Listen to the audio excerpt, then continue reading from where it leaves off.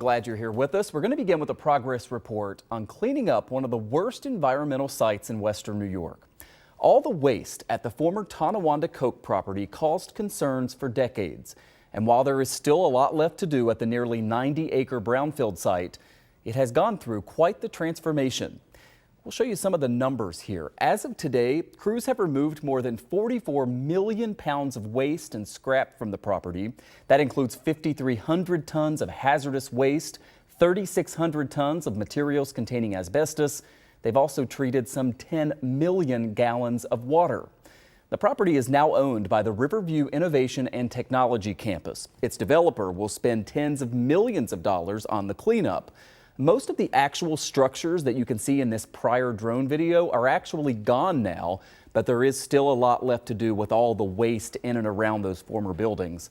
Joining us live right now is Town of Tonawanda Supervisor Joseph Emminger, who has, of course, been following this for a long time. Supervisor, it's great to have you on here. To their credit, the Buffalo News kind of did this progress report. It really stood out to us. And hearing from people in the community, they said they were pretty astonished at all of the cleanup that has already happened, even though, as I mentioned, there's still a lot left to do. How do you assess where it is right now in this phase?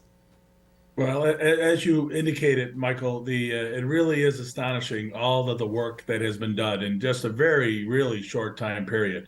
The owners took control of the site in 2019, and here we are about 3.5 years later, going through COVID.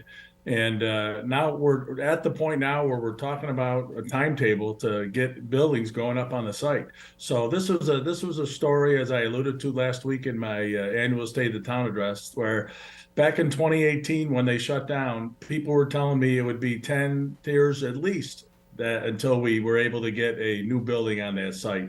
And all the credit really goes to a number of people, the owner, Riverview Innovation and Technology Campus, the responsible party, which is Honeywell, our Tonawanda working group, who has met 30 times over the last 3 years, working with the responsible party and the owners, making sure that, and the DEC, they played a big part in this as well, to make sure that it's a high priority to get this site cleaned up. And it caused health problems in our community for decades. And we've turned the corner. We're not at the finish line yet, but we're certainly at a point where we can start looking to the future on that large site on our waterfront. Yeah, I want to ask you a little bit more about the future. But before that, again, some of these numbers, I mean, we hear they've removed more than 44 million pounds of waste and scrap. Has it just been constant work at that property? I mean, it's just such an astounding number. And I'm sure people sitting at home are trying to conceptualize just how big of an operation that is. Absolutely. It's been ongoing, so almost from the day they took control of the site. They've been going through, working on the site, cleaning up process, taking down buildings, hauling away soil, hauling away water. And what they've been able to do, like I said, is just amazing. And the benefits are going to be, in our community for decades and decades to come. And they deserve all the credit in the world for what they've done. When we look at what will happen in a couple of years, when hopefully the cleanup process is done, how is it going to play out in terms of what is next for that site? What can people, now I know you don't have all the answers right now because there's still the cleanup part of this, but what can we expect to eventually see going on there? Well, we have back in 2016, 2017, when the Huntley plant, which closed a couple of years prior to the former Tonawanda Coke site, we had an initiative we called our Tonawanda Tomorrow. And it talked about our River Road corridor and what the town and its residents wanted to see in that community, in that area of the town. And we're still abiding by that, looking to see what can go on. Obviously, the environmental makeup of the site, will perhaps limit what can go on the site. But, obviously, mixed use, light industrial, I would 3-4 years ago, I would have said you might have seen some office space over there.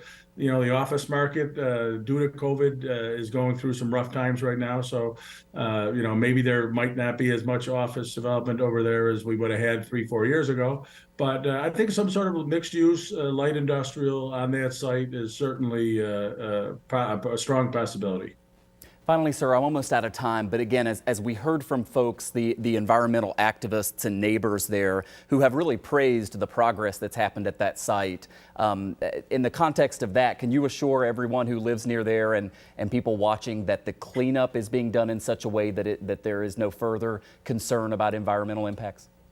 Well, the cleanup of the site and the Huntley site is #1 priority. The redevelopment is always after the fact. We have to make sure the sites are both cleaned up, and the Tonawanda Coke site, Riverview Innovation and Technology Campus site, they've been working with us, the environmental grassroots organizations, and I'll assure them, and I've assured them over the years, and I'll assure everybody who's listening now that cleanup is the highest priority, and we're working with the DEC, and we're going to make sure everything gets done in a proper way.